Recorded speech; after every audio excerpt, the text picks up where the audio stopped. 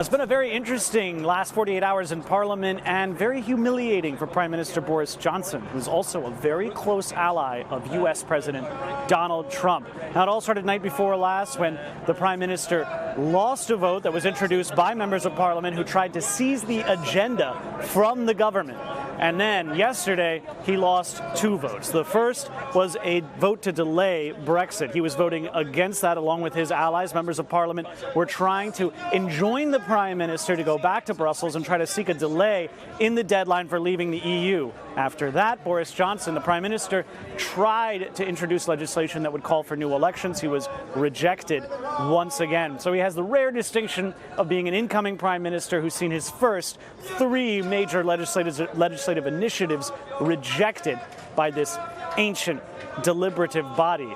Now, a lot of people who are maybe a little more cynical, maybe on the opposition, they're saying that the reason why Boris Johnson appears to be heading so quickly towards a no-deal Brexit, one that would see Britain lurch out of the European Union without any negotiation or without any arrangement between Britain and the EU, is because they're banking on some kind of deal, trade deal, with the United States. Now, Boris Johnson and his allies in Parliament say they're simply doing this because that's the only kind of arrangement that they can get. All other deals have been rejected by Parliament.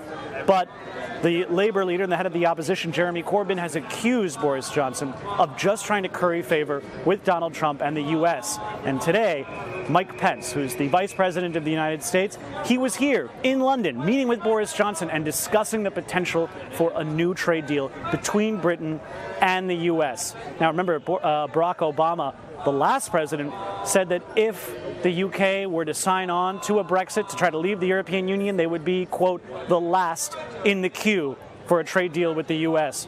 Boris Johnson and his allies seem determined to ink some kind of deal to make up for whatever loss they incur from leaving the European Union.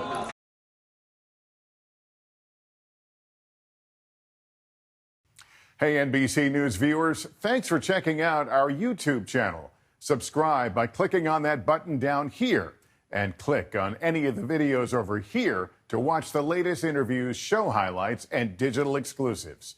Thanks for watching.